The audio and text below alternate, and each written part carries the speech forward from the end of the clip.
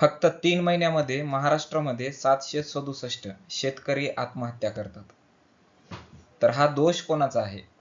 सरकारचा किंवा नैसर्गिक संकटाचा? महाराष्ट्रातील एक भयावह वास्तव आज आपल्या समोर थोडंसं आपण यावरती चर्चा करणार आहोत. महाराष्ट्र देशातील एक महत्त्वाचा कृषीप्रधान राज्य, पण शेतकरी मात्र आज कर्जबाजारी आहे, संकटग्रस्त आणि हताश झालेला दिसतो. जानेवारी ते मार्च 2025 या 3 महिन्यामध्ये 767 शेतकऱ्यांनी आत्महत्या केली.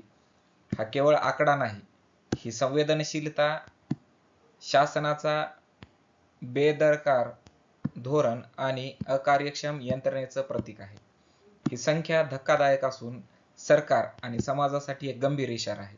या व्हिडिओमध्ये आपण आत्महत्येची काही कारणं, राजकीय अकार्यक्षमता आणि शाश्वत उपाययोजना याचा सखोल आढावा घेणार आहोत. तर बघा, सुरुवातीला जर पाहिलं तर आपण या आत्महत्येची प्रमुख कारणं शोधण्याचा प्रयत्न करूया. ठीक आहे. ज्यावेळेस मी याच्यावरती रिसर्च करत होतो त्यावेळेस मला काही महत्त्वाची कारणं दिसले बघा. त्यामध्ये बघा, सरकार की निसर्ग, ह्या दोन गोष्टीमध्ये मी सुरुवात याच्यापासून करतोय. ते बघा, निसर्गाचे संकट अगोदर चर्चा करू. अतिवृष्टी आणि दुष्काळाचे जर चक्राचा विचार केला तर अतिवृष्टी आहे, अवकाळी पाऊस आहे, त्यानंतर गारपीट, दुष्काळ, हवामान बदलाचे जे तीव्र परिणाम आता सगळ्या जगामध्ये पाहायला मिळतात, तेच आपल्याला महाराष्ट्रामध्ये सुद्धा पाहायला मिळतात. यामुळे जो परिणाम होत आहे ते म्हणजे रोगट पिकं तयार होत आहेत, उत्पादनामध्ये घट होतीये, हवामान बदलामुळे पीक उत्पादनामध्ये सातत्याने बिघाड होत आहे, विमा कंपन्यांकडून नुकसान भरपाई उशिरा मिळते किंवा अपुरी मिळते. हे सगळे कारण जर बघितले तर हे निसर्गाचे डायरेक्टली आणि त्याच्यावरती इनडायरेक्टली म्हणजे तर हे विमा कंपन्यांचे वगैरे जे आहेत, हे आपण दोन कारण याच्यामध्ये पाहू शकतो. त्यानंतर बघा, कर्जबाजारीपणा. महाराष्ट्रामध्ये जर विचार केला, महाराष्ट्रासोबत देशाचा जरी विचार केला आपण, तर खाजगी सावकारांकडून घेतलेल्या कर्जांवर मोठा व्याजदर असतो. बँकांकडून पुनर्वित्त सहाय्य मिळत नाही. आता पुनर्वित्त सहाय्य का मिळत नाही याच्यावर आपण पुढच्या स्लाइडमध्ये चर्चा करणार आहे. ठीक आहे. पिकाला योग्य भाव नाही. हमी भावाचा जर विचार केला, एमएसपीचा, एमएसपी असूनही शेतकऱ्यांना हमी भावापेक्षा कमी दरामध्ये विक्री करावी लागते. बाजारपेठेत दलालांचं वर्चस्व झालेलं आपल्याला इथं पाहायला मिळते. आता हे दलाल कोण आहेत? राजकीय पक्षांशी संदर्भात किंवा त्यांच्या तुकड्यांवर जगणारे दलाल आहेत. राजकीय पक्षांच्या संदर्भात म्हणून किंवा राजकारणांशी संबंधित असणारे हे दलाल आहेत. शेतीच्या तंत्रज्ञानाशी तुटलेला संबंध. जगामध्ये जिथं आधुनिक तंत्रज्ञानाचा वापर करून आज शेती केली जाते, एकदम प्रगत अशी शेती, तिथं महाराष्ट्राचा विचार केला तर आपण आधुनिक तंत्रज्ञानाच्या वापरामध्ये तितके पुढे आपल्याला पाहायला मिळत नाही. सिंचन व्यवस्थेचा विचार केला, सेंद्रिय शेती याबाबत शासनाचा अभाव आपल्याला पाहायला मिळतोय. सिंचन व्यवस्था अपुऱ्या प्रमाणाची आहे. सेंद्रिय शेती याबाबत शासनाचा अभाव दिसतो. सिंचन व्यवस्थेच्या बाबतीमध्ये आणखी जर आपण चर्चा करायचं झालं तर महाराष्ट्राची शेती आपल्याला बहुतांशी शेती महाराष्ट्रामध्ये कोरडवाहू शेती पाहायला मिळते, जी पावसावरती अवलंबून आहे. पण या पावसावरती अवलंबून असलेल्या शेतीवरती पण आपण सिंचन व्यवस्था जर प्रॉपर बनवली, जशी आपल्याला पंजाब हरियाणाच्या भागामध्ये इंदिरा कॅनलच्या माध्यमातून त्या दोन राज्यांमध्ये जी सिंचन व्यवस्था झालेली पाहायला मिळते, त्या प्रकारची आपल्याला महाराष्ट्रामध्ये पाहायला मिळते का? जर त्या प्रकारची पाहायला मिळत नाही तर मग शेतकऱ्याला पाणीच मिळणार नाही. जसं पंजाबमध्ये जर विचार केला तर 12ही महिने शेतीमध्ये पिकं घेतली जातात. महाराष्ट्राचा विचार केला तर हे आपल्याला पाहायला नाही मिळत. महाराष्ट्रामध्ये आपल्याला फक्त पावसावरती डिपेंड असणारी, अर्ध्या महिन्यामध्ये चालणारी किंवा त्याला 6 ते 8 महिन्यापर्यंत जास्त काळ, जास्तीत जास्त 6 ते 8 महिन्यामध्ये पिकं होतील इतक्याच काळामध्ये. पण उन्हाळ्याच्या काळामध्ये आपली शेती पूर्णपणे बंद असते. पण पंजाब हरियाणाच्या भागामध्ये हे नाही पाहायला मिळत. तिथलची जी शेती आहे ती 12ही महिने चालू असते. त्यानंतर निसर्ग हे एक कारण असू शकतं. त्यामध्ये बघा, निसर्ग एक कारण असू शकतं, पण सरकारी व्यवस्थेचं अपयश हे सगळ्यात महत्त्वाचं आणि मूळ कारण आपल्याला याच्यामध्ये पाहायला मिळते. आता शेतकऱ्यांची आजची सध्याची वास्तव स्थिती काय बघा. सरासरी शेतकरी कर्जबाजारी जर बघितलं तर सरासरी यांचं एक ॲव्हरेज जर काढलं तर प्रत्येक शेतकऱ्यावरती आपल्याला 1.5 ते 3 लाखापर्यंतचं कर्ज पाहायला मिळते. ह्याचे कारण जर पाहिलं तर त्यांचं उत्पन्न निश्चित नाही. एमएसपी मुळे त्यांचं उत्पन्न जे आहे ते निश्चित नाही. त्यांचा दरडोई खर्च वाढतोय. शिक्षण, विवाह, आरोग्य यांचा जर विचार केला तर हा खर्च जो आहे हा सुद्धा शेतकरी भरू शकत नाही किंवा हा जो शेतकऱ्याचा जो खर्च आहे इतके पण तो कमवू शकत नाही. त्यामुळं बँक आणि सावकार दोघांचेही त्याच्या मागे तगादे पाहायला मिळतात. सरकारच्या कार्यक्षमतेचा विचार जर केला तर कर्जमाफीच्या अर्धवट घोषणा, अनेक पात्र शेतकरी यापासून वंचित आहेत. विमा कंपन्यांचा फायदा होतोय पण शेतकऱ्यांना भरपाई मिळत नाही. हमी भाव फक्त कागदावर आहेत. बाजारात विक्री दर काय आहेत हे तुम्हाला सगळ्यांना माहिती आहे. हमी भाव कागदावरती पाहायला आपल्याला खूप चांगले चांगले मिळतात, पण आपल्या इथं आज शेतीमध्ये जर विचार केला तर बाजारामध्ये शेतकऱ्यांना अडवून पाहिलं जाते.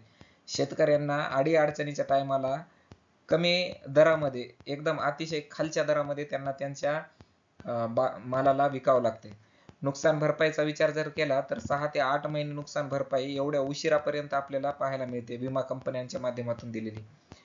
तर याबद्दल एक वाक्य आहे की उगमात नफा नाही, कर्जात जीव जातोय.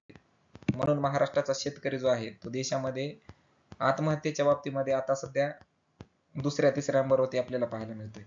राजकीय अकार्यक्षमतेचा विचार आणखी आपण करू, याबद्दल चर्चा करू. नीती आखण्यामध्ये कमकुवतता पाहायला मिळते. ऋणमुक्ती योजना किंवा पीएम किसान योजना जो आहे याचा अपुरा लाभ आहे. लाभार्थ्यांपर्यंत योजनांचा योग्य प्रकारे अंमल होत नाही. अंमलबजावणीतील ढिसाळपणा जर पाहिला तर शेतकऱ्यांसाठी निधी मंजूर होतो पण तो पोहोचत नाही. अनेक वेळा निधी लॉबिंग करणाऱ्यांकडे वळतो. राजकीय इच्छाशक्तीचा अभाव जर विचार केला तर शेतीबद्दल दीर्घकालीन धोरण महाराष्ट्रामध्ये आपल्याला पाहायला नाही मिळत. जे धोरण आपल्या इथं महाराष्ट्राच्या स्वातंत्र्याच्या काळामध्ये यशवंतराव चव्हाणांनी आखलं होतं, त्याच्यानंतर आपल्याला जर पाहिलं तर वसंतराव नाईक साहेबांच्या काळामध्ये जे धोरण आखण्यात आलं होतं ते धोरण आपल्याला महाराष्ट्रामध्ये त्याच्यानंतर तितके प्रभावीपणाने आखलेलं किंवा त्याची अंमलबजावणी झालेली आपल्याला सध्या तरी पाहायला नाही मिळत. शेतकऱ्यांच्या प्रश्नावरती राजकीय चर्चा होते पण त्यावरती उपाय कधीच निघत नाहीत. हे वास्तव आहे आपल्याला, आणि याबद्दल आपण सगळ्यांनी सजग होणं गरजेचं आहे. त्यानंतरचा आणखी एक चर्चेचा विषय आहे तो म्हणजे मीडिया आणि राजकारण. ह्यांच्यामध्ये आपल्याला नेहमी मौन पाहायला मिळते. मीडिया टीआरपी साठी वाद दाखवते. आत्महत्यांवर ब्रेकिंग न्यूज चालवल्या जातात.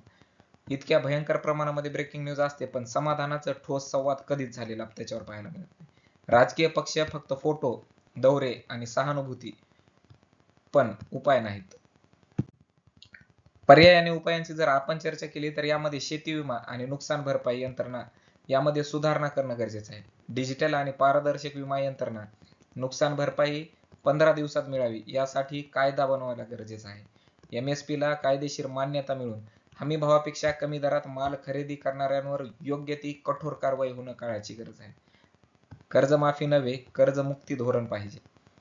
उत्पन्न वाढवणारे शेतीपूरक व्यवसाय, शेळीपालन असेल, मधमाशी पालन असेल, अन्न प्रक्रिया असेल किंवा इतर शेतीपूरक व्यवसाय आहेत, त्यांची आज महाराष्ट्राला गरज आहे. शेतीत तंत्रज्ञानाचा वापर करून ड्रीप सिंचन असेल, ड्रोन निरीक्षण असेल, पिकाचा अंदाज घेणं असेल, मोबाईल ॲपद्वारे मार्गदर्शन करणे आहे. यामध्ये आपल्याला तातडीने प्रगती करणं गरजेचं आहे. शेतकरी मानसिक आरोग्य केंद्राची गरज आहे. शेतकऱ्यांसाठी समुपदेशन सेवा, हेल्पलाईन, ग्रामस्तरांवरील समुपदेशक यांची निर्मिती करून शेतकऱ्यांना शेतकऱ्याच्या मानसिक आरोग्याचा विचार करणं गरजेचं आहे.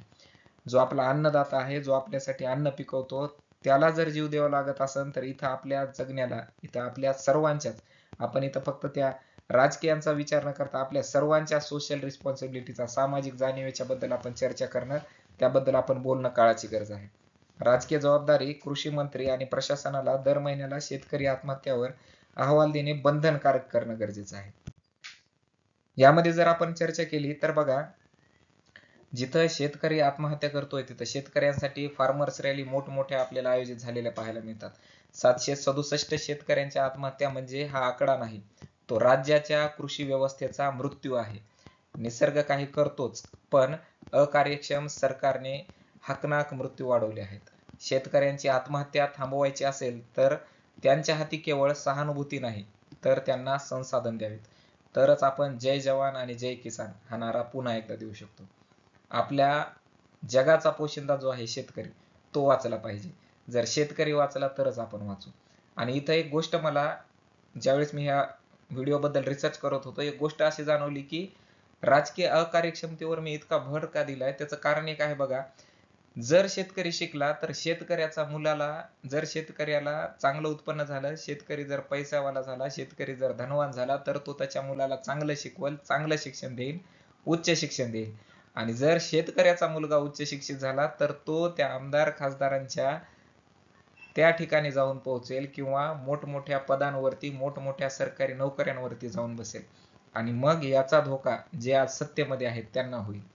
कारण सत्तेमधल्यांना जर त्यांना शेतकऱ्यांचे, गरिबांचे मत पाहिजे असेल तर त्यासाठी ते धनाचा वापर केलेला बऱ्याचदा ठिकाणी आपल्याला पाहायला मिळतो.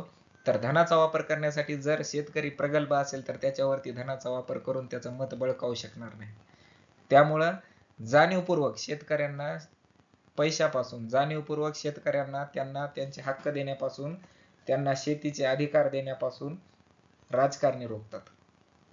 यामागचं विश्लेषण बरंच आहे. आपण पुन्हा एखाद्या वेळेस या व्हिडिओबद्दल नेक्स्ट व्हिडिओ घेऊन आपण त्याच्यावरती डिटेलमध्ये चर्चा करू की राजकारणी लोक शेतकऱ्यांचं शोषण करण्यासाठी कसे जिम्मेदार आहेत. याबद्दल आपण सविस्तर एका पुन्हा व्हिडिओमध्ये चर्चा करू. तर शेतकऱ्यांना पुन्हा एकदा सांगतोय, शेतकऱ्यांना सहानुभूती नाही तर संसाधन द्यावीत, तरच आपण जय जवान जय किसानचा नारा देऊ शकतो. भेटूया पुढच्या व्हिडिओमध्ये. धन्यवाद.